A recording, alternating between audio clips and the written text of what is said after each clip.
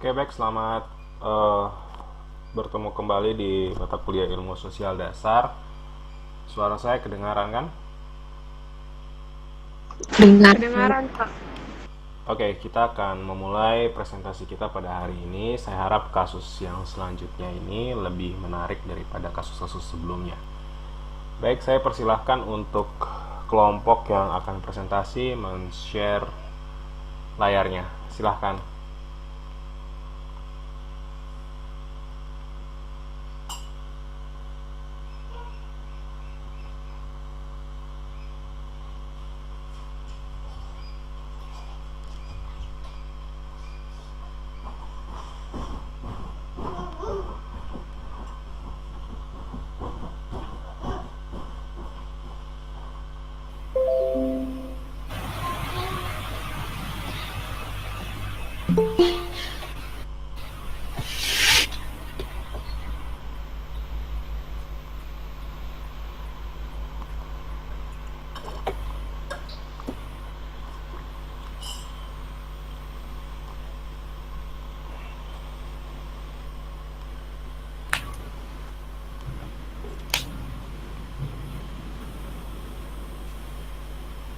Mulai, Pak. Di itu dulu, Laila. Di apa? Di view presentation dulu baru di sharing layarnya.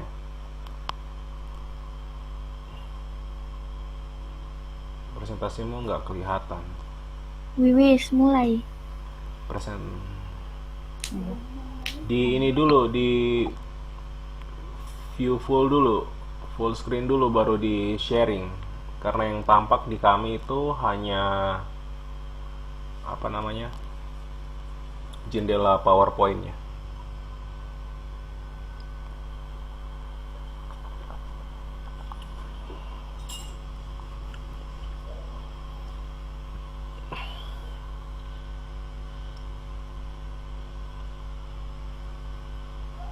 Presentasikan seluruh layar kan, Bapak? Bukan, kan kan sudah apa, view sudah maksudnya sudah menampilkan apa, presentasimu sudah di itu, PPT-mu Slideshow. sudah di Slideshow, slideshow. Pak. Sudah. Sudah, Pak. Nah, sekarang kembali ke Google Meet, terus itu presentasikan, terus jendela, terus pilih yang slideshow PowerPoint. Nah, untuk kembalinya ini ke luarnya gimana? Alt, ketik Alt baru tab. Alt tab, ALT sama tab. ALT tab. Oke. Nah, sekarang ke presentasi jendela.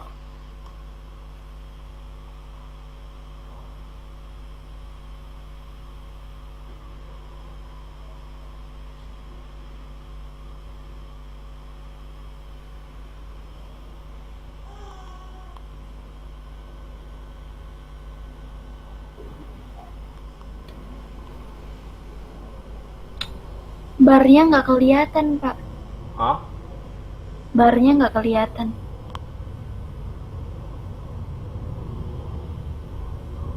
Barnya tidak kelihatan. Iya, Pak. Yang slideshow-mu nggak ada. Slideshow-nya ada.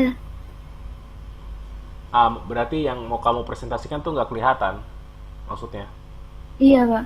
Berarti itu lagi alt tab baru ke slideshow-mu.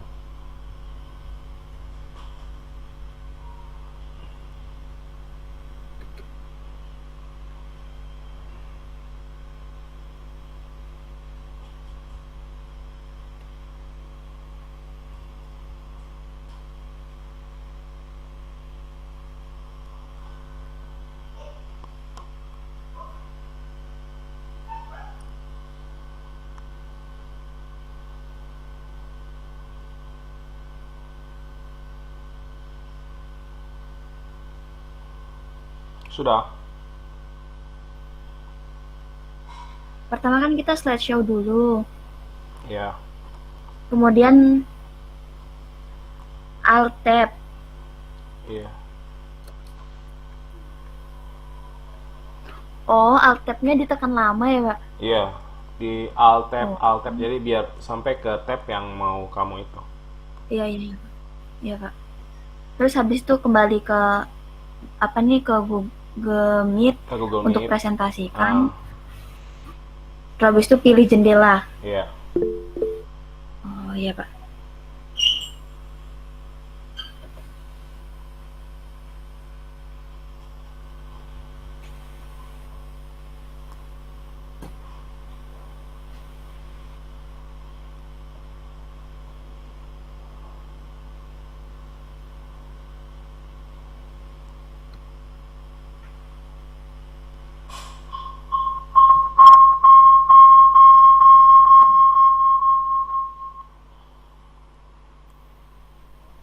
Sudah. Begini, Pak.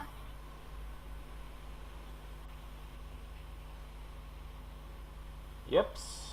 Sudah kelihatan belum? Sudah, sudah. Sudah.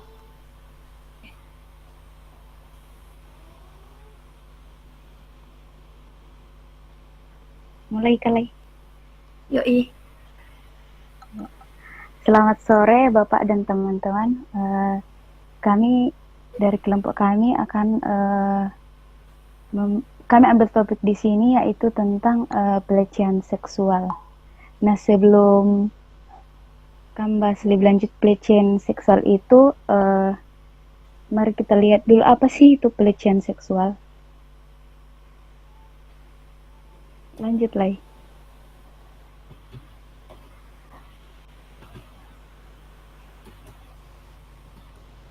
Ya, pelecehan seksual adalah perilaku, ucapan, isyarat, atau pendekatan terkait seks yang tidak diinginkan oleh salah satu pihak. Hal ini termasuk catcalling atau godaan-godaan verbal di jalan, permintaan untuk melakukan seks, sehingga perilaku lainnya secara verbal maupun fisik dan merujuk pada seks. Pelecehan seksual tidak mengenal usia, tempat, bahkan jenis kelamin. Semua orang bisa saja berisiko mengalami keadilan tersebut. Alasan kenapa kami memilih topik ini karena menurut kami isu ini merupakan salah satu isu yang sangat bertentangan antara sosial dan sisi sains atau psikologi. Mengapa demikian? Lanjut.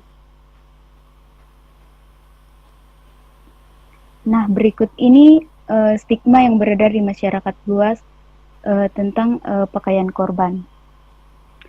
Beberapa masyarakat ketika mengetahui sesuatu kejadian pelecehan seksual, pasti pernyataan yang keluar adalah pasti pakaian baju atau berpenampilan seksi atau menggoda, makanya dilecehkan. Nah, faktanya bahwa pakaian itu tidak berpengaruh pada pakaian yang dikenakan oleh si korban. Berikutnya itu ini merupakan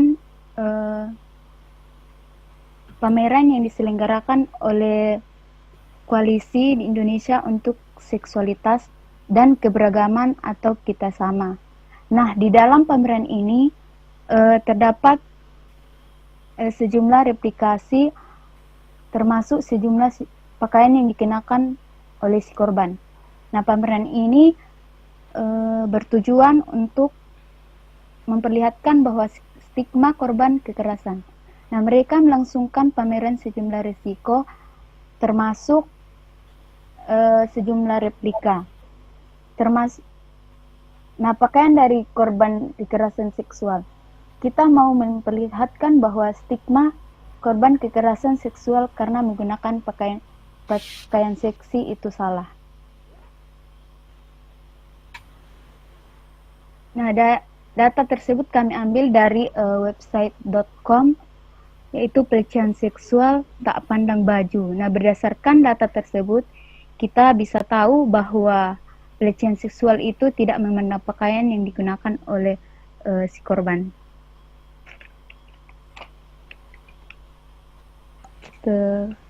Berikutnya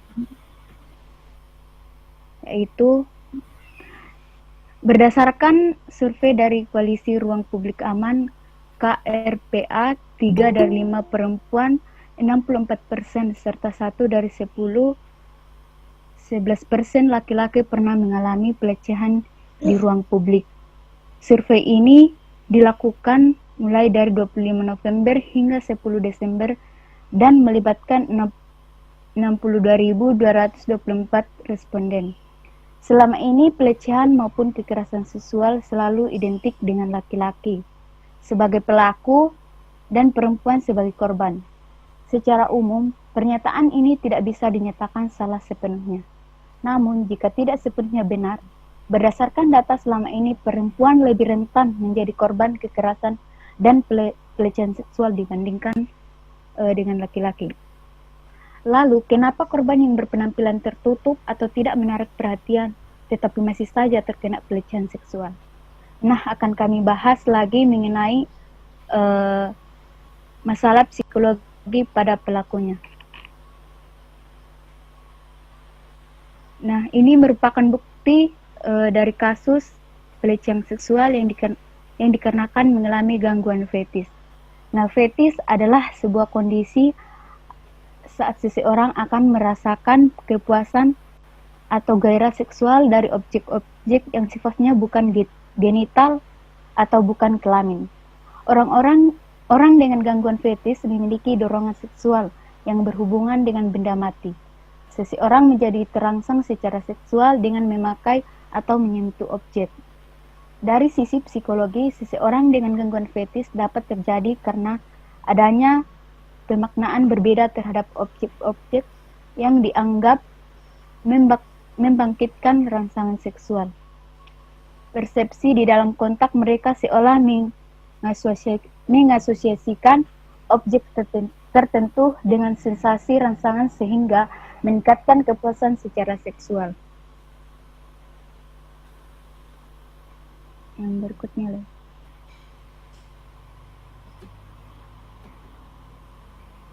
Nah, ini salah satu pendapat laki-laki dan perempuan yang beberapa hari yang lalu kami wawancarai, yaitu perempuan kalau pakai baju yang cukup terbuka dan memamerkan badan di tempat umum, otomatis laki-laki akan berpikir perempuan yang emang gampang. Jadi kadang-kadang perempuan nantinya bilang jangan mata keranjang, tetapi perempuannya sendiri juga menunjukkan.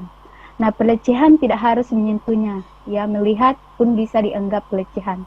Yang kedua, faktor emang dari laki-lakinya yang gak bisa menahan, karena ada juga perempuan yang bajunya tertutup pun tetap jadi korban pelecehan. Kalau ditanya setuju karena pakaian, iya sih, karena tidak semua laki-laki punya pemikiran yang sama.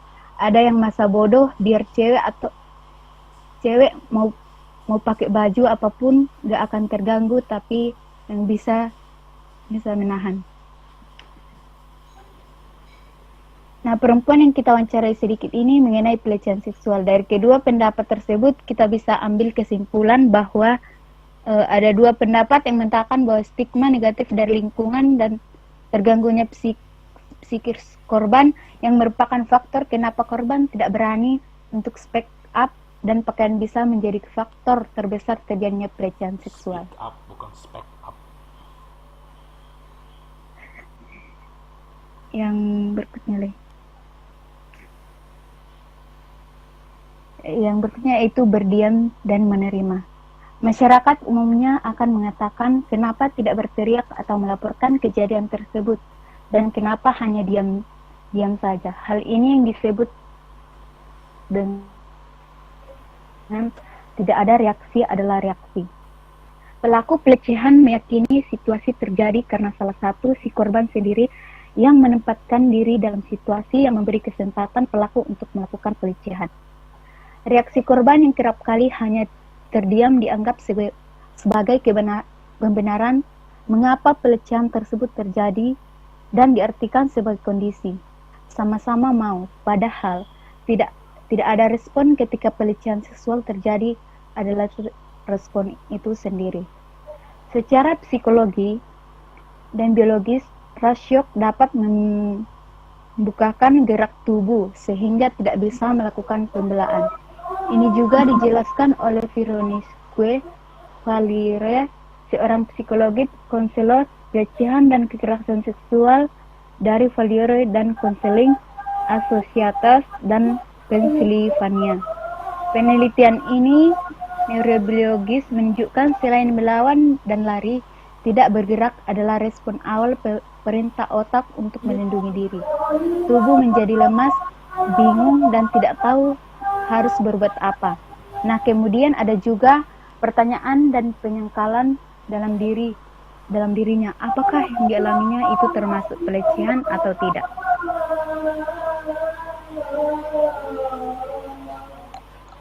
Next slide. Yang berikutnya akan dijelaskan oleh teman saya, Laila.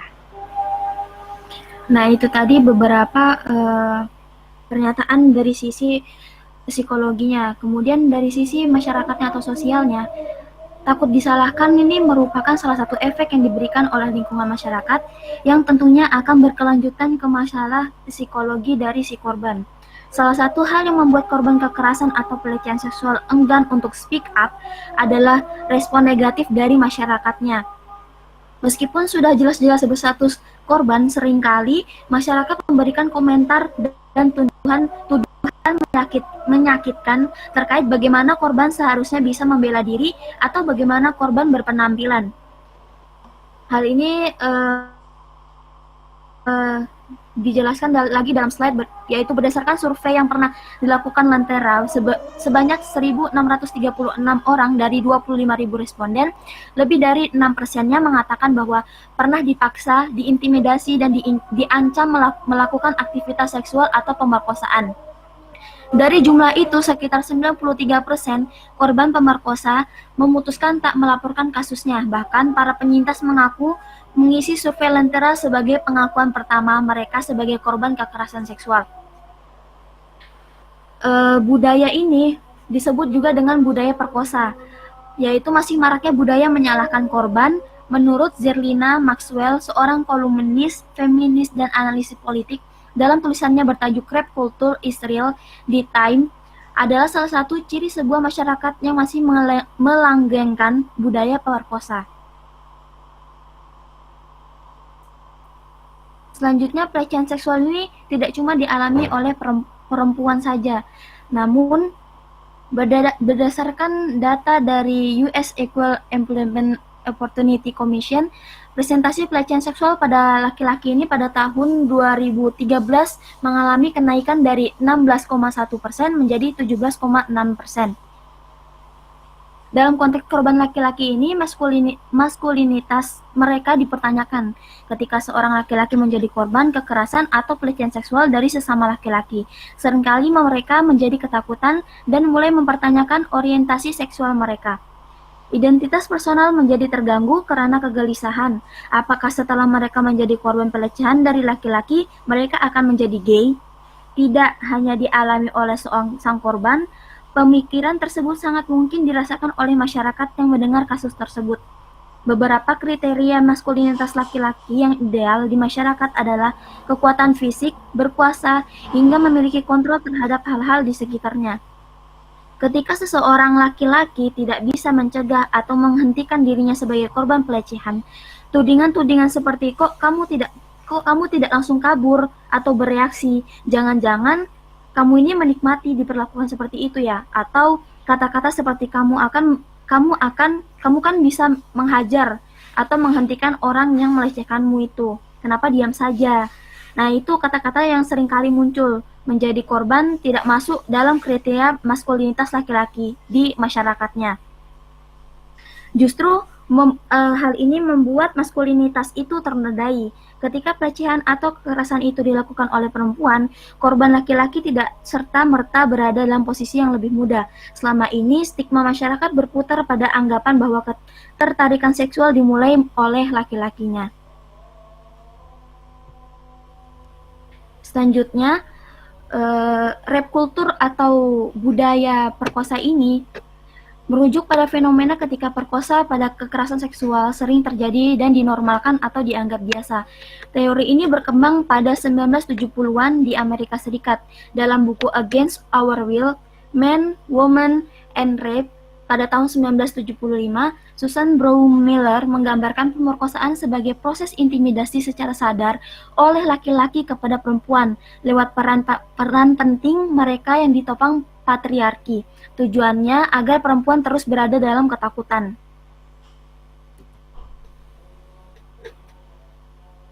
Hal ini juga dirasakan oleh korban laki-laki, menganggap lemah laki-laki korban pelecehan, mempermasalahkan pakaian yang dikenakan korban, tendensi menyalahkan korban seperti meyakini bahwa pemerkosaan terjadi karena persetujuan korban atau pelecehan seksual terjadi karena korban menginginkannya.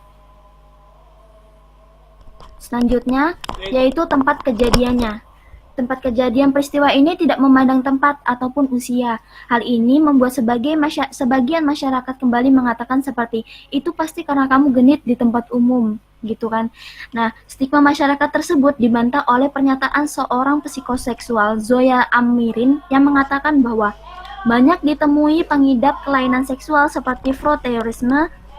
Pengidap kelainan ini menghantui penumpang di transportasi umum seperti bus Kopaja, Transjakarta, juga kereta komuter lain ataupun tempat umum lainnya.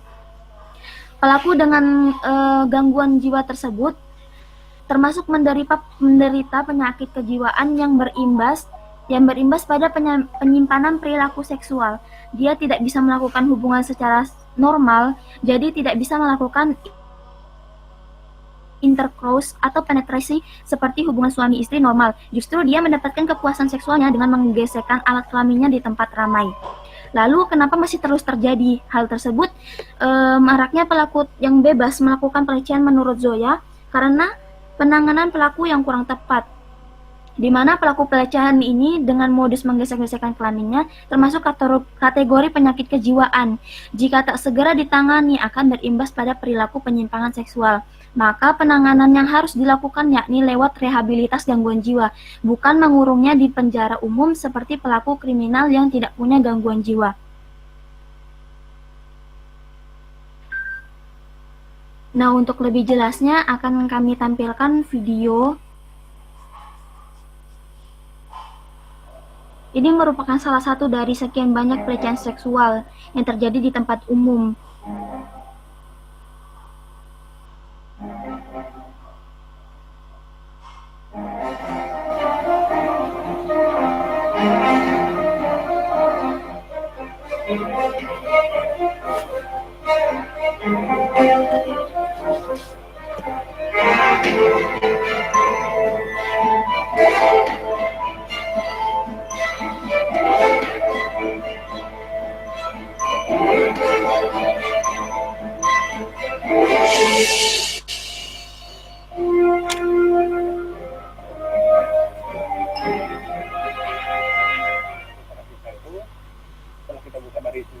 itu kejadian setelah bisa. Kita tahu laporan setelah bongkaran setelah bisanya baru dapat tahu bahwa ada kejadian itu kan, laporan dari pihak orang tua ke kita pengurus.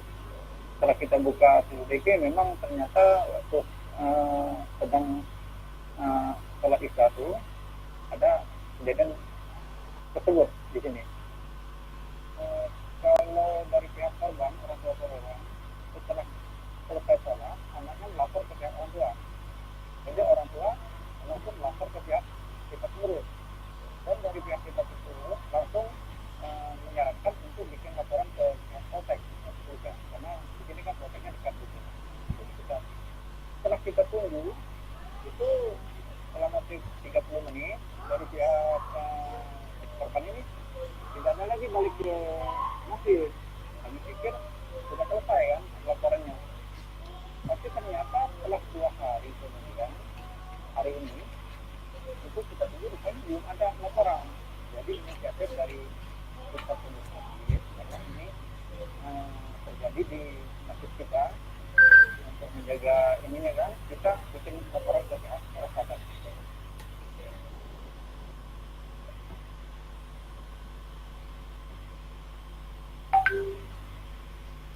Nah, dari video tersebut kita bisa mengetahui bahwa pelecehan seksual ini tidak hanya terjadi di tempat sepi saja, tetapi di tempat umum pun bisa terjadi kejadian tersebut. Dan usia juga tidak menjamin atau tidak menjadi patokan orang menjadi korban pelecehan seksual. Kemudian dampak apa saja yang dirasakan oleh korban?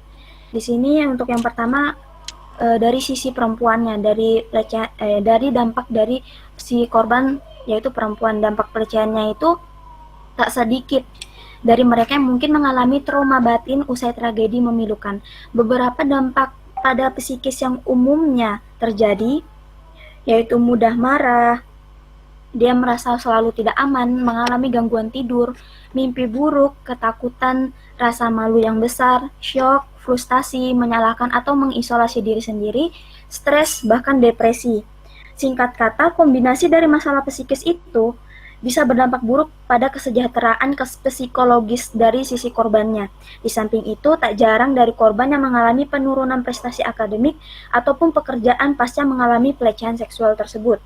Dampak dari pelecehan seksual tersebut tak berhenti sampai dari psikis umumnya itu saja, tetapi dalam beberapa kasus pelecehan seksual juga bisa menyebabkan post traumatic stress disorder atau PTSD, terutama bila pelecehan itu mengarah pada penyerang, perkosaan, intimidasi atau ancaman pemerkosaan hingga penyiksaan seksual. Di antara wanita yang mengalami serangan seksual, 90% yang mengalami kekerasan seksual menunjukkan gejala stres akut.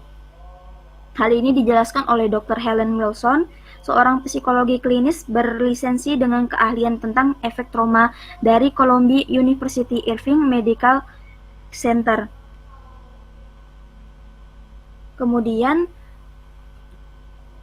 dari sisi laki-laki, dampak juga terasa efek-efek serius yang dirasakan seperti depresi, keinginan dan usaha untuk bunuh diri, berkurangnya rasa percaya diri pada orang lain, hingga perasaan malu dan bersalah. Sangat sulit untuk menghilangkan perasaan-perasaan negatif atas kejadian yang bahkan tidak mereka harapkan untuk terjadi. Beban ini ditanggung oleh para korban pelecehan maupun kekerasan seksual sangatlah besar. Sangat dianjurkan bagi mereka untuk mencari media untuk meluapkan gejolak dari perasaan mereka itu, baik melalui konsultasi verbal ataupun kegiatan fisik.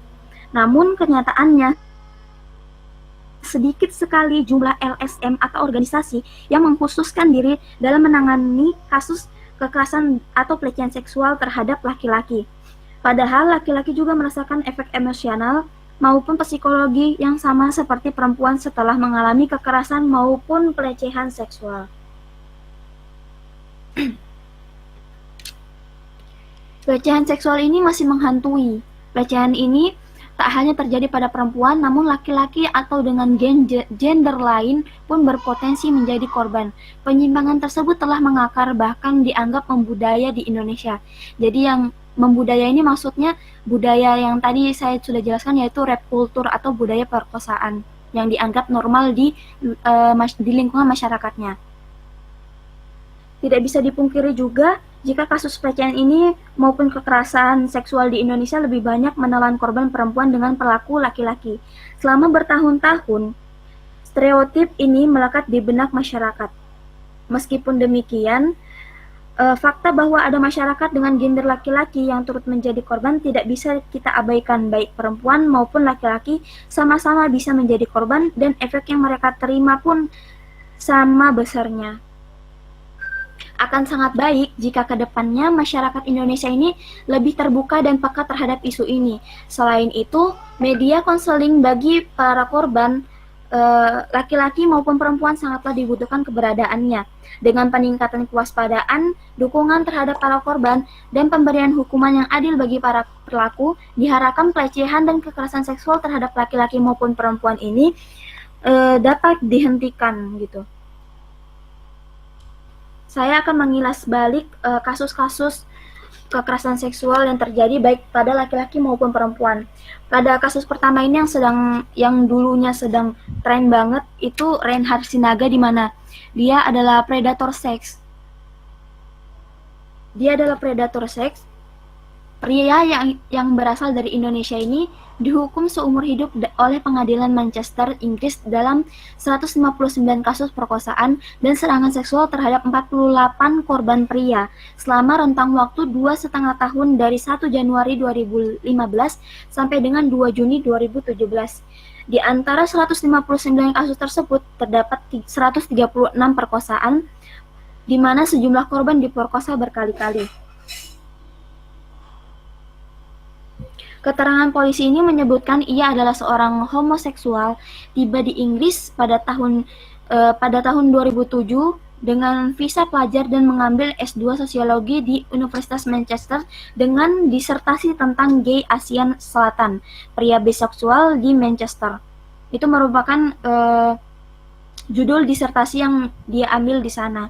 Kemudian Reinhard Sinaga ini disebutkan melakukan tindakan perkosaan ini di apartemennya di pusat kota Manchester. Ia dengan berbagai cara mengajak korban ke tempat tinggalnya dan membius mereka dengan obat yang dicampur minuman beralkohol.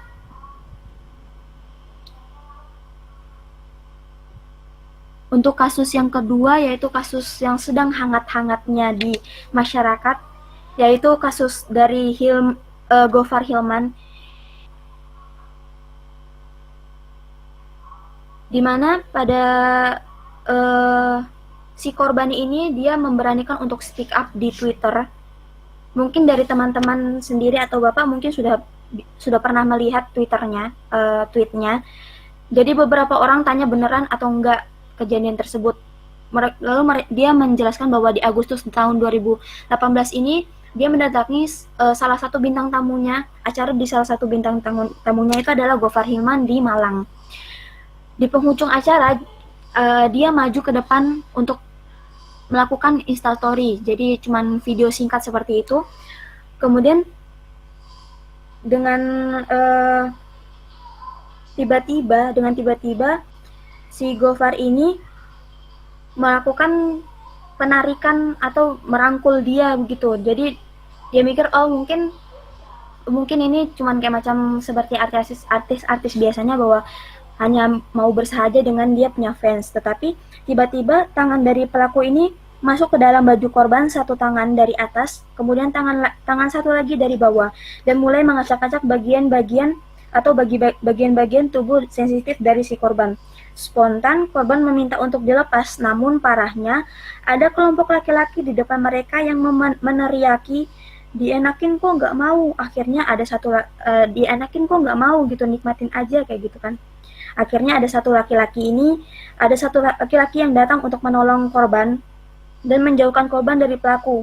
Namun hal tersebut tidak membuat kelompok laki-laki itu diam.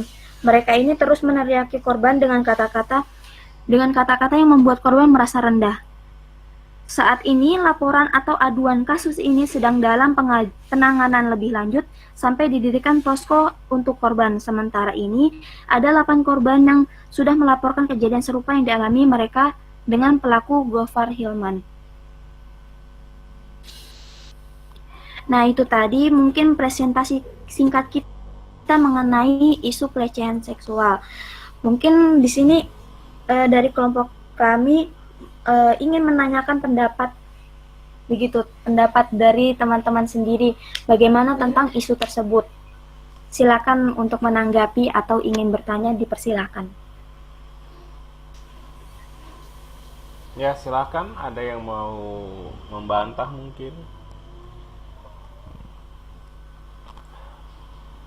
atau ada yang mau menambahkan, mungkin pernah mendengar pengalaman orang seperti itu, dimana dia dikucilkan ya. Atau mungkin ada yang temannya sudah pernah menang kasus ketika diadukan ke polisi, atau mungkin ada yang mau bertanya.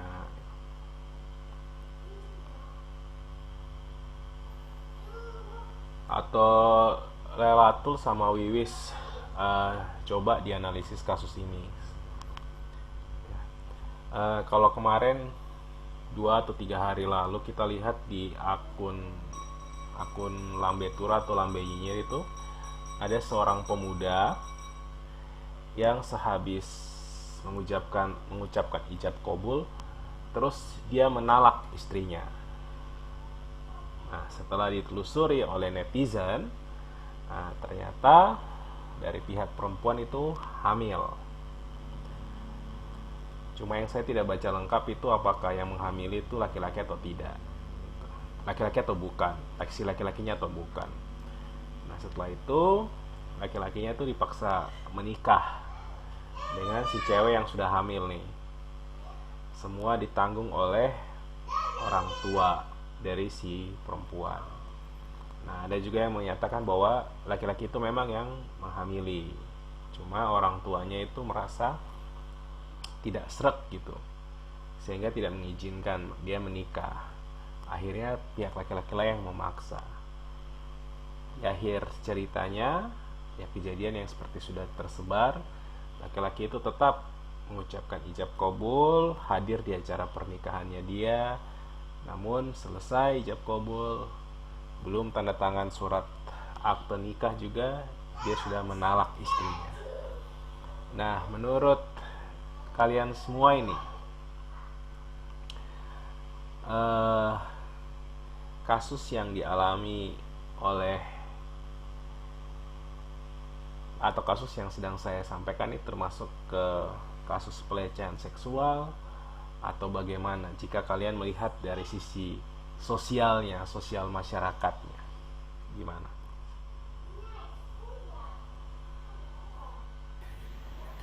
Saya Pak izin menanggapi dari pendapat saya pribadi ya Pak. Ya, silahkan.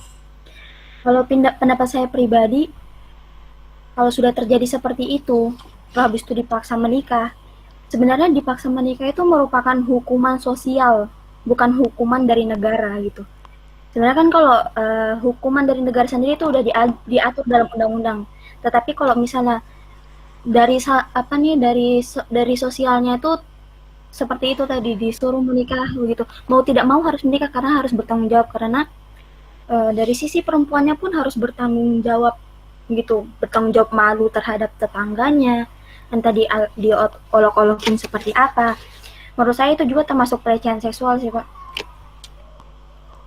Oke. Yang lain?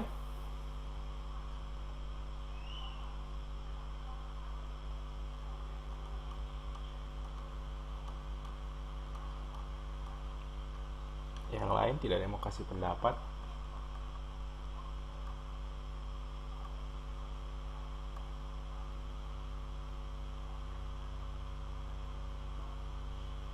Tidak ada yang mau mencoba menyalahkan si ceweknya yang ketika si cowoknya itu melakukan hal yang tidak seharusnya, bukannya menolak tapi malah mengizinkan kayak gitu. Ya memang. Oke, silakan Siska. Kalau menurut saya dari kasus itu yang sekarang lagi ngetren itu ya Pak, itu tuh salah dua-duanya Pak. Salah laki-lakinya juga, salah perempuannya juga. Kalau laki-lakinya tuh mungkin salahnya karena dia tuh maksa begitu loh Pak. Kalau salah perempuannya tuh bukannya menolak atau mutusin pacarnya, tapi mau-mau aja gitu digituin. Terus akhirnya sekarang sudah hamil, nikahnya dipaksa, terus baru selesai ijab terus ditalak. Akhirnya kan yang malu orang tuanya gitu. Dampaknya juga kan ke orang tuanya, nggak juga ke perempuannya itu. Kalau menurut saya gitu. Oke. Ada pendapat lain? Ya mungkin saja kita kalau saya melihat, ya saya coba melihat dan mencoba menawarkan suatu sudut pandang, atau ada yang punya sudut pandang lain gini. Tadi Lailatul dan Wiwis sudah bagus banget slide-nya itu. Jadi ternyata mereka ngambil psikologi. Orang yang mengalami pelecehan kebanyakan itu diam. Itu bukan karena mereka takut. Bukan karena mereka takut atau mereka tidak mau berteriak. Tapi ternyata tadi ada fakta yang Lailatul sama Wiwis bilang bahwa diam itu merupakan salah satu tanda perlawanan, seperti itu ya. Betul kan tidak Lailatul sama Wiwis? Iya Pak, benar. Nah, Betul, Pak. sehingga si ceweknya didiam ya, dan ketika cowok mulai melakukan, kalau saya bisa bilang itu termasuk perkosaan sih ya. Iya. Termasuk perkosaan ya. Karena kenapa saya simpulkan dia keperkosaan, ya memang kita bisa bilang suka sama suka, tapi tidak menutup kemungkinan itu ada hal-hal yang sebelumnya dilakukan oleh si cowok kepada si cewek, sehingga membuat si cewek itu jadi diam, terus merelakan apa yang terserah si cowok, seperti itu. Nah, kira-kira ada yang punya pendapat nggak? Apa saya dengar dari cewek teman-teman saya juga banyak, atau yang kalau misalnya kita lihat ada meme di Twitter, meme di Instagram gitu, yang cowok baik-baik itu jangan dirusakin gitu, atau ya cowok baik itu jangan dirusakin, nanti kalau rusak dia balik ngerusak kamu merasa tersinggung. Nah, menurut kalian gimana kalau pendapat-pendapat seperti itu?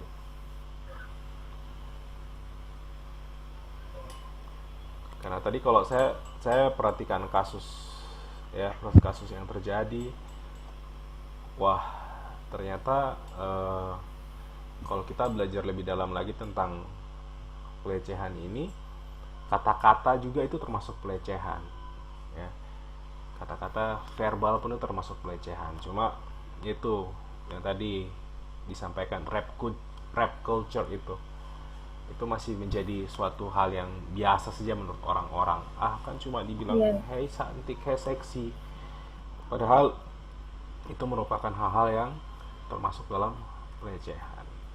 Nah, kira-kira kalian punya nggak solusi untuk mensosialisasikan tentang pelecehan ini?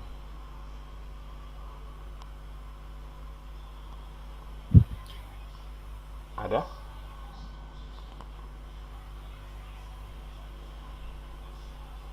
Sebenarnya semuanya tuh dimulai dari pendidikan sejak dini sih Pak, menurut saya.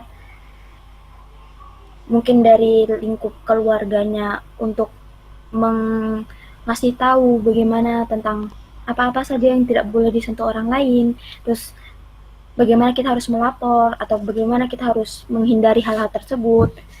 Sebenarnya itu harusnya sudah diberitahukan sejak dini di lingkup keluarga, di lingkup sekolah, maupun di lingkup lingkup sekolahnya ya, lingkup sekolah dan lingkup keluarganya. Mungkin menurut saya kayak gitu. Harus disosialisasikan sejak dini begitu. Ada yang lain? Kira-kira kenapa orang bisa melakukan pelecehan seksual?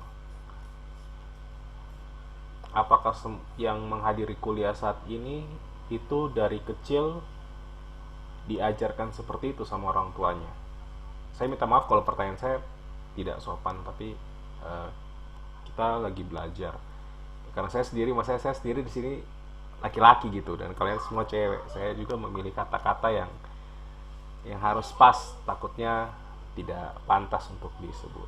Jadi kalau misalnya saya bertanya, apakah semua ini yang ada saat ini kuliah peserta ISD, apakah mendapat pendidikan seksual lah, kalau saya bilang pendidikan seksual sejak dini di rumahnya?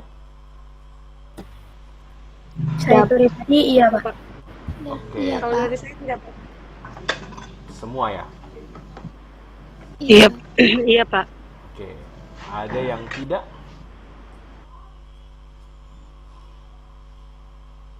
Oke, syukur kalau gitu semua. Ya. Baik, ada lagi yang mau didiskusikan atau mau diobrolin mengenai kasus ini? Ya, saya pikir ini sudah sangat bagus dan lebih baik. Saya applause untuk kelompok yang ini. Yeay, nggak jadi ujian. Nggak jadi ujian. Oke, nggak jadi ujian ya. Oke, nggak jadi ujian. Sehingga tinggal berapa kelompok lagi?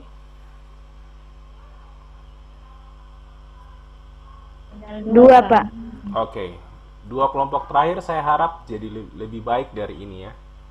Lebih baik dari kelompok ini atau minimal sama gitu. Ya, sehingga jangan grafiknya sudah naik sekarang turun lagi seperti itu. Ya. Kalau tidak ada pertanyaan, mungkin bisa di open kamera, saya mau rekam peserta yang hadir. Pak, saya mau bertanya. Oh iya, silahkan Tresya, silahkan. Itu Pak, Laila saya mau bertanya. Kan di Indonesia tuh kayak banyak begitu yang laki-laki pasangan kayak pasangan gay itu loh. Ya, gay. Suaramu nggak terlalu kedengaran. Aduh, bagaimana nih? Kasih Udah dengar? Udah. Oke. Nah, terus kan kalau misalnya di Indonesia kan pasti mereka kayak diomongin terus dibegini. Tapi pas di luar begitu mereka bisa dikasih persatu kan kayak dinikahkan begitu. Ada. Terus itu masuk dalam kategori apa? Apakah dia punya gangguan jiwa tapi masih diterima masyarakat atau bagaimana? Nggak ngerti juga sama pasangan gay itu. Kok bisa mereka sama-sama bisa hidup sama-sama, bahkan ada pernikahannya tersendiri. Tapi bukan di Indonesia begitu, kayak di luar. Kalau di Indonesia ada juga, cuman kan belum ada pernikahannya begitu, apalah itu. Gitulah. Ya, silakan Lai. Dan Wiwis. Kalau menurut saya ya, gay itu, kalau dari saya pribadi, gay itu dia hadir karena mungkin saja ada dulu di masa lalunya dia pernah dilecehkan, kemudian yang tadi saya bilang di maskulinitas laki-laki itu diragukan oleh dirinya sendiri. Seperti itu, makanya dia meragukan orientasi seksualnya itu apakah dia ini masih masih suka sama cewek atau sudah sama seperti pada saat dia dilecehkan seperti itu. Atau nggak pernah dianukan sama perempuan itu dikecewakan begitu. Iya, mungkin dia dari masa lalunya dia, entah itu dia pernah dilecehkan lagi atau dia mungkin memang dari lingkungannya seperti itu, mewajarkan seperti itu. Nah, kembali lagi kenapa di Indonesia ini nggak diperbolehkan atau tidak kayak dianggap tidak lazim gitu, tidak normal begitu.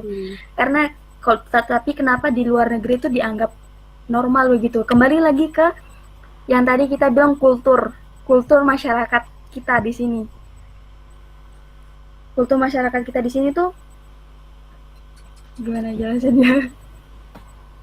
Kayak lebih kembali kan. Ya, terus. Kayak lebih ke kebudayaan kan sih kayak. Iya, benar. Jadi kayak mereka di luar tuh jadi mereka kayak lebih bebas, tapi kan kalau di Indonesia begini kan nggak bisa kayak pasangan begitu, apalagi homo, lesbian gitu kan nggak diperbolehkan gitu. Mungkin pribadi saya, pendapat saya seperti itu, kembali lagi ke kultur negara tersebut. Mungkin di negara sana mereka menerima saja begitu, kayak macam sudah dianggap wajar karena mereka menormalkan, mungkin ada dari keluarganya seperti itu atau bagaimana sudah menerima begitu. Tetapi kalau di sini kan mereka kulturnya masih berbeda begitu loh, cara pemikirannya tuh masih berbeda seperti di negara sana begitu. Mungkin dari saya seperti itu.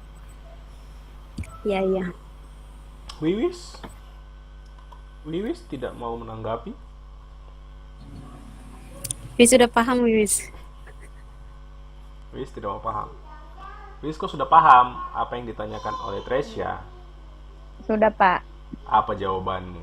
Katanya Tresya sudah paham, Pak. Ya, coba saya mau dengar jawabanmu sekarang. Jawabanmu gimana?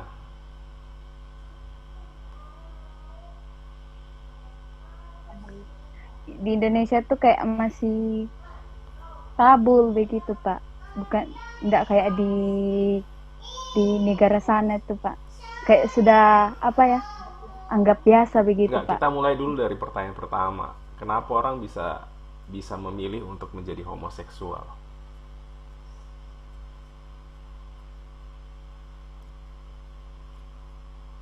Kan itu pertanyaan Tresya pertama. Kenapa sih ada orang yang menjadi gay, Pak, yang menjadi homo? Kan kalau jawaban dari Laila kita sudah dengar, sekarang jawaban dari Wiwis apa? Itu mungkin karena dari itunya Pak, gangguan kejiwaan atau enggak itu pernah dikecewakan sama perempuan di masa lalunya begitu. Oke.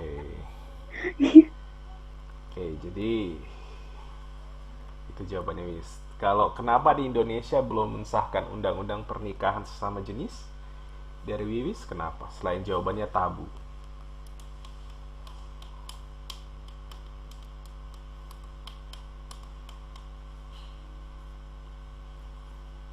Kenapa Wis? Indonesia belum melegalkan pernikahan sesama jenis? Karena mungkin karena masih menjunjung tinggi nilai-nilai keagamaan begitu Pak. Ya, oke. Sip, Wiwis. Ya, jadi itu sudah jawabannya, Tresya. Jadi kalau kita berbicara kenapa orang bisa mengalami penyimpangan seksualitas, dia menjadi homo, menjadi lesbian. Kalau yang saya baca dan saya dengar itu pertama dari masalah di internal keluarganya. Ya, dia mengalami kekerasan seksual di keluarganya sendiri dari pihak yang harusnya melindungi. Jadi biasanya yang kita dengar ya, tidak berlaku secara umum. Yang lesbi itu biasanya mendapat pelecehan seksual dari kakaknya, dari bapaknya, sedangkan kalau yang laki-laki nih biasanya dia sudah ada pembawaan kewanita-wanitaan dari kecil, cuma dia ditambah lagi dilecehkan atau disiksa atau dibuat mentalnya itu jadi terganggu sama lawan jenis sehingga dia merasa lebih safe dengan sesama jenis kayak gitu. Nah, faktor kedua memang psikologis. Ya, psikologis. Ada orang yang merasa bahwa saya ini lahir laki-laki sebenarnya, tapi saya terjebak di tubuh perempuan seperti itu. Ataupun sama, saya ini sebenarnya perempuan tapi terjebak di tubuh laki-laki. Akhirnya dia memilih menjadi laki-laki. Dia perempuan tapi memilih menjadi laki-laki, ataupun laki-laki memilih jadi perempuan. Dia berpacaran sebagai sesama jenis karena dia menganggap dia berbeda jenisnya dari yang Tuhan kasih seperti itu. Biasanya dua sih faktornya yang itu. Yang pertama dari keluarga internal dan lingkungan, yang kedua memang dari faktor psikologisnya. Dia memang sudah berkembang, apalagi sekarang teknologi informasi semakin beredar. Dulu kita melihat orang banci itu tampil di TV tidak banyak. Mungkin satu-satunya transgender yang bisa masuk TV itu adalah Dorce Gamalama, ya, yang begitu booming. Terus yang kedua itu ada Juwita, ya, itu mereka berdua adalah tokoh transgender pertama senior yang masuk ke TV, yang orang tidak merasa aneh mereka ada di TV. Ya, selanjutnya mulai kesini mulai banyak, bahkan yang cowok pun, kalau kata beberapa narasumber di podcast itu, manajernya suruh, dia sebenarnya cowok tulen, cuma manajernya suruh biar kamu agak kemayu, biar kamu punya nilai jual, seperti itu. Ya, kayak misalnya yang orang dulu bilang tuh Jeremy Teti, ya, dia harusnya cowok, cuma dia harus membentuk brand gitu. Dan kenapa kalau di Indonesia belum disahkan dan di luar negeri itu sudah disahkan? Nah, saya sependapat sama jawabannya Wiwis, bahwa Indonesia ini masih selain kultur budaya masih menjunjung tinggi nilai agama, religius. Jadi kalau agama bilang tidak boleh, tidak.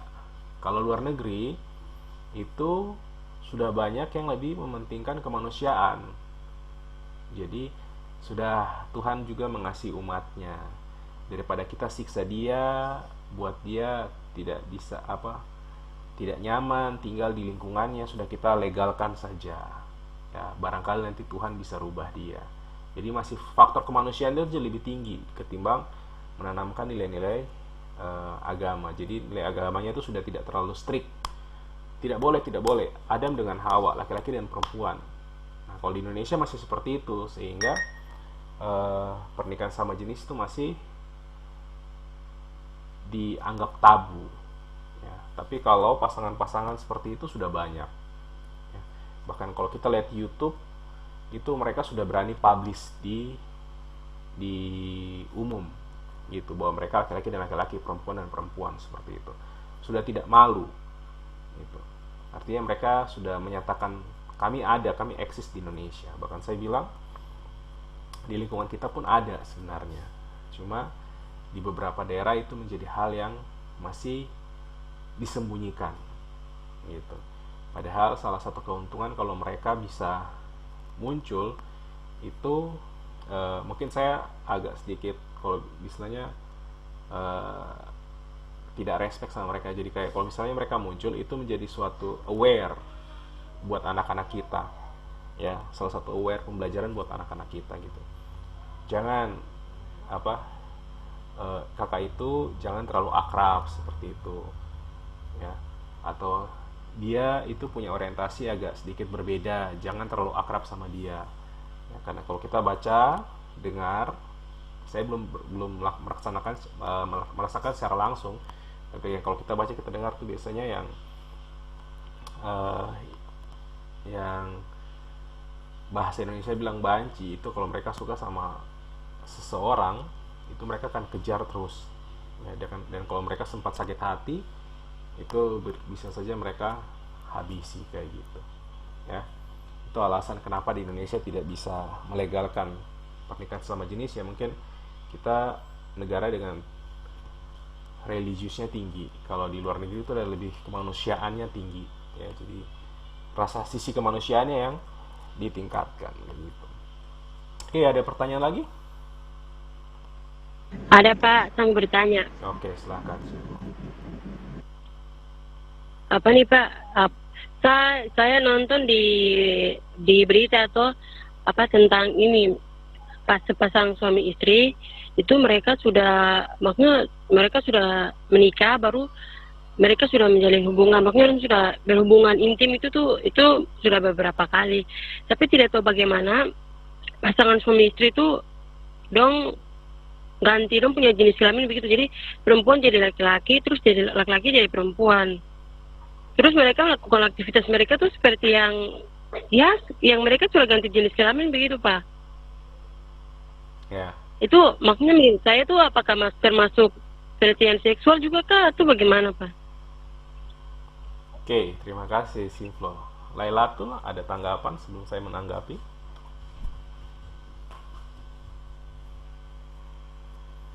Atau Wiwis dulu, Wiwis yang jawab dulu. Sekarang Wiwis yang jawab pertama, baru habis itu Lailatul.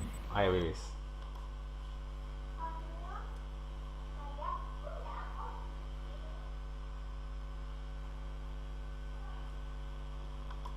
Wiwis, kok masak lagi kah? Mungkin karena yang laki-lakinya mau ke wanitaan, gimana ya? Jadi Simflo tuh dia punya kasus. Jadi Simflo tuh Simflo Rosa punya kasus seperti ini. Jadi dia membaca ada satu pasangan yang mereka menikah. Nah, setelah beberapa tahun mereka menikah, mereka berganti jenis kelamin. Yang dulunya laki-laki menjadi perempuan, sekarang yang perempuan menjadi laki-laki. Nah, Simflo dia pengen tanya saja, menurut pendapat kalian itu masuk ke pelecehan atau bukan? Kalau bukan, kenapa? Kalau iya, kenapa? Itu aja jawaban. Itu saja pertanyaannya. Silakan Wiwis.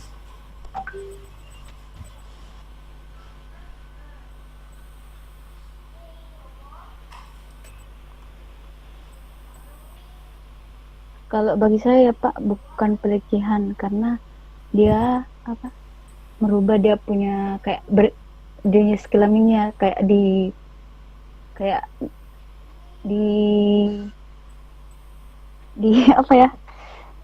baku tukar begitu Pak, jenis kelaminnya.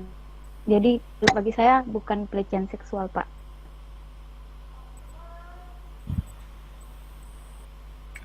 Oke. Kalau Lailatul?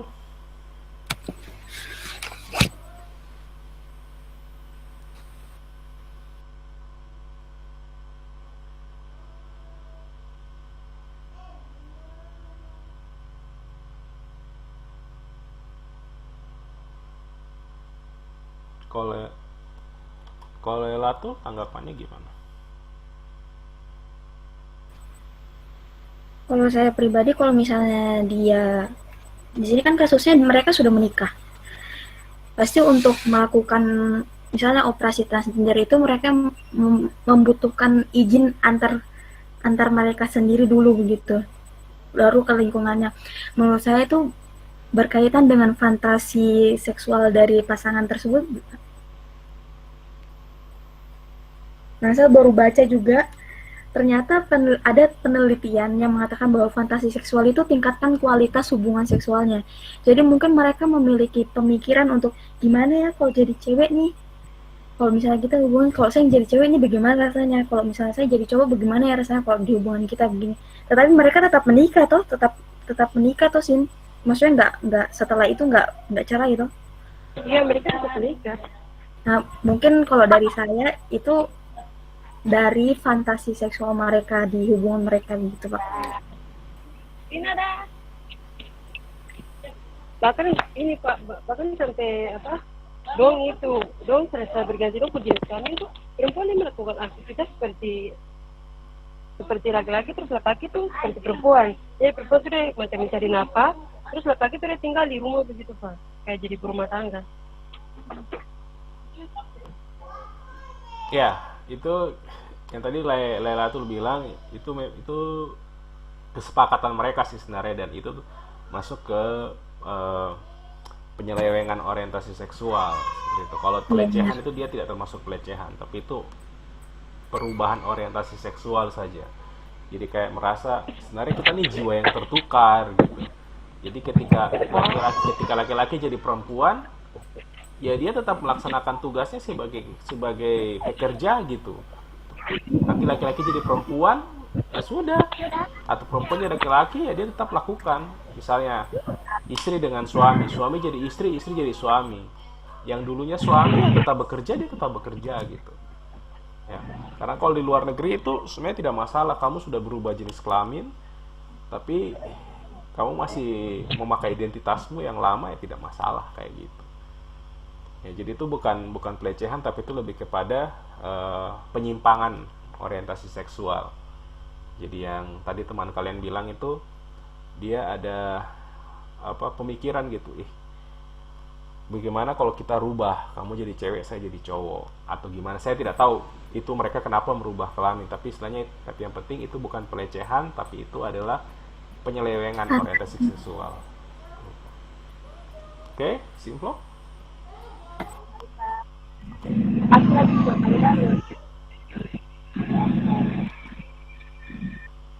Oke, ada pertanyaan lagi? Dari saya, Pak. Iya, silakan Irda. Untuk Laila dan Wiwis, mau tanya. Ini kan memang ada beberapa orang yang kayak gay dan lesbi. Tapi kenapa kayak mayoritas tuh lebih banyaknya kayak laki-laki yang begitu, yang gay gitu? Apa faktor dari apa interaksi lingkungannya, dia cepat menangkap, dia cepat terpengaruh, atau bagaimana? Itu aja sih, Pak. Oke, silakan dijawab. Kenapa dari kelompok orang yang orientasinya menyimpang ini kok lebih banyak laki-laki ketimbang perempuan? Itu penyebabnya apa? Atau mungkin Laila sempat ada browsing cari datanya, lebih banyak jumlah lesbi atau lebih banyak jumlah kaum homoseksual?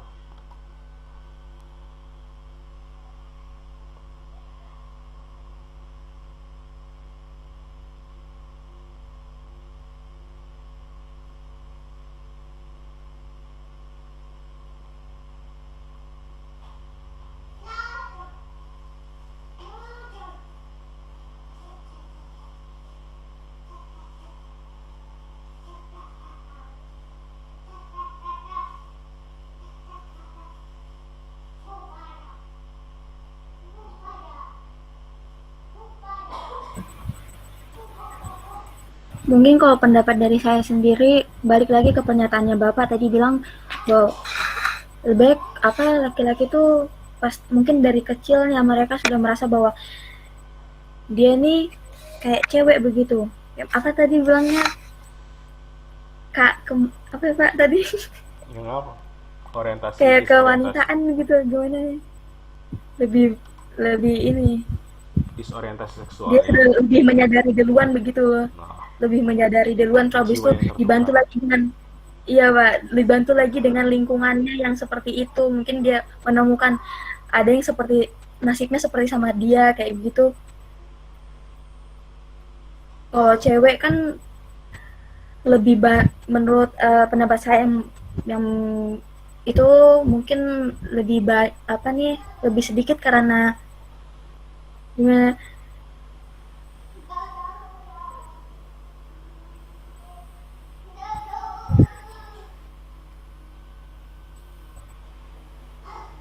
Kenapa? Bagaimana? Bingung saya. jelasinnya Pak.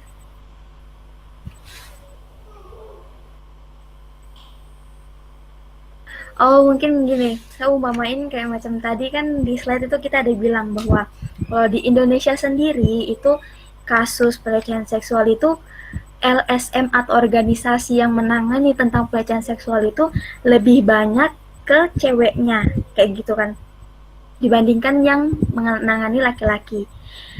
Nah balik lagi ke pernyataan yang ditanyakan tadi, kenapa cowoknya tuh lebih banyak yang gay begitu daripada yang lesbian di sini? Kalau pendapat saya yang tadi, kalau cowok tuh mungkin cowok itu sudah merasakannya tuh udah dari kecil, udah merasakan. Tapi menurut saya kalau yang perempuan, dia merasakan seperti itu karena terjadinya kekerasan atau pelecehan seksual yang dihadapinya di lingkungannya begitu. Kemudian adanya organisasi-organisasi itu yang menangani itu terbantu begitu mungkin dari jiwa perempuannya. Jadi lebih sedikit yang berkesampingan gitu dari segi ininya. Mungkin dari saya begitu Pak. Ya, kalau Wiwis? Bingung, Pak. Loh, cari dong.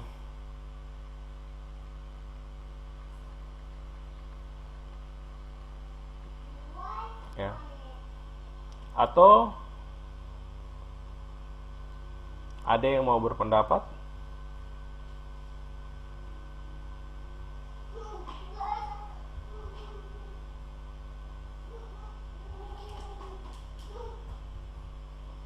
Ya. Oke, tidak ada. Ya, jadi kalau kita bertanya kenapa sih kaum gay lebih banyak daripada kaum lesbi, ya sekali lagi itu sebagian besar dipengaruhi oleh lingkungan, ya dipengaruhi oleh lingkungan. Jadi ketika seorang pribadi itu mendapat masalah, terus dia tidak mendapat dukungan yang tepat dari lingkungannya, nah dia akan lebih ke pribadi yang bisa melindungi dia, ya. Nah contohnya kayak begini, misalnya ada seorang laki-laki A, seorang anak laki-laki A ini, ya, dia sering kasari sama bapaknya, terus sering juga karena dia punya kondisi ekonomi kurang bagus, dia sering dilecehkan sama laki-laki. Nah, ketika dia mengadu sama laki-laki, misalnya dia mengadu sama seseorang laki-laki, nah, si pribadi yang menjadi tempat dia mengadu ini, itu bukannya memberi support, tapi malah bilang, kok tenang saja, itu semua tidak apa-apa, kok lupakan saja, seperti itu. Padahal si anak ini maunya ketika dia mengadukan hal tersebut pada laki-laki, seorang laki-laki dewasa ini, dia berharap ada dukungan moral, kayak seperti, wah, saya mungkin nanti dibela terus, atau saya akan dibantu seperti itu. Tapi ternyata dia tidak mendapat hal yang dia inginkan. Nah ketika dia mengadu sama seorang perempuan, nah perempuan ini malah lebih respect, menunjukkan rasa respect. Akhirnya dia merasa bahwa wah, ternyata yang bisa membantu saya ini perempuan, ya. Berarti sebenarnya saya ini sama kayak dia, perempuan, sehingga dia menjadi lebih respect dengan saya. Karena ketika saya mengadu kepada sesama lelaki, saya tidak mendapat hal yang saya inginkan, seperti itu. Jadi kalau dibilang kenapa lebih banyak laki-laki menjadi gay, pertama karena lingkungan. Laki-laki jumlahnya lebih sedikit, ya. Terus ketika dia mengalami hal yang tidak sesuai keinginannya dia berada di lingkungan yang lebih banyak perempuan. Selanjutnya, ketika dia mengadu sama laki-laki, dia tidak mendapat hal yang dia inginkan, sehingga dia akan berpengaruh ke sini, dia akan merasa kecewa dan lain sebagainya. Sehingga itu merubah kondisi psikologisnya dia. Dia merasa bahwa oh, saya ini sebenarnya perempuan, sehingga saya lebih dihargai oleh perempuan. Kalau saya, kan kalian bisa mengalami sendiri lah. Kalau ada teman kalian yang kayak cewek-cewek, ya, jarang sekali ada perempuan yang risih kalau digandeng, dirangkul sama temannya yang sangat kewanita-wanitaan, yang gemulai, ya kan? Karena ada ikatan emosional gitu, ya. Oh, ini kan dia cewek, dia nggak mungkin membuat hal-hal yang tidak saya inginkan, ya. Seperti itu, perasaan-perasaan gitu, perasaan-perasaan nyaman, aman, terus merasa sepenanggungan. Nah, laki-laki yang sudah sedikit jumlahnya ini merasa dia berada di lingkungan perempuan itu lebih tepat, itu. Yang kedua, ya tadi alasan yang itu, laki-laki jumlahnya sedikit, makanya lebih kelihatan kayak gitu. Laki-laki jumlahnya lebih sedikit, makanya lebih kelihatan. Beda dengan cewek yang jumlahnya banyak, ya. Kan sudah kita bisa lihat, jadi dari 10 orang manusia itu laki-laki dengan perempuan tuh perbandingannya bukan 1:1, tapi 3:1 atau 4:1. Artinya dari 10 kelahiran, 8 kelahiran tuh pasti perempuan, 2 kelahiran itu laki-laki. Nah, dari 2 kelahiran laki-laki ini akan ada 1 yang kalau tidak diselamatkan, dia akan berpindah orientasi seksualnya, seperti itu, ya.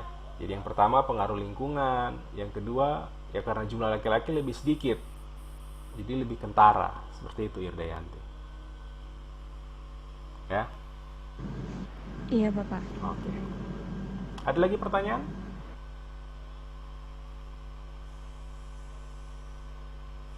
Oke, kalau tidak ada, silakan buka kamera. Saya ingin merekam kita, men-screenshot. Open kamera kita semua.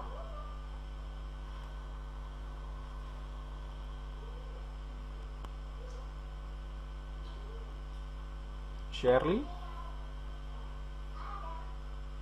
GRC itu dia punya rumah di SP berapa, Jim? Pulang lokasi kok lama sekali. 8, Pak. Itu jauh kah? Jauh, Bapak. Jauh, Pak, lumayan jauh. Dari Tanah Miring kemana lagi? Sudah masuk distrik Tanah Miring sih, Pak, cuma masih jauh ke sana. Ke arah Kebun Coklat sana.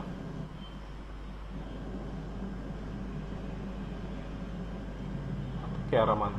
Bukan, Pak, arah ke Kurik sana, Pak. Dekatnya berangkat. Dia juga berangkat hari ini lagi, sudah tahu kuliah jam 3:30, 2:30. Oke, Rosana, Sherry lagi masak kan?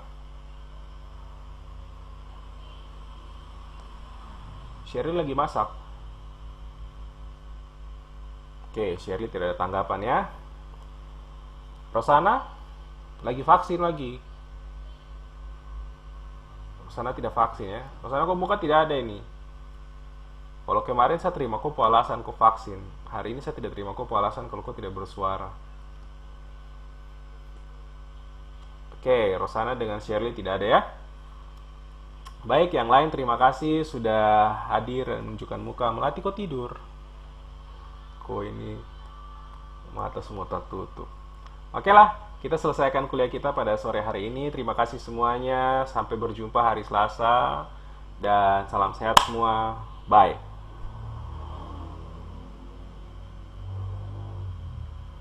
Terima kasih Bapak. Terima kasih, Pak.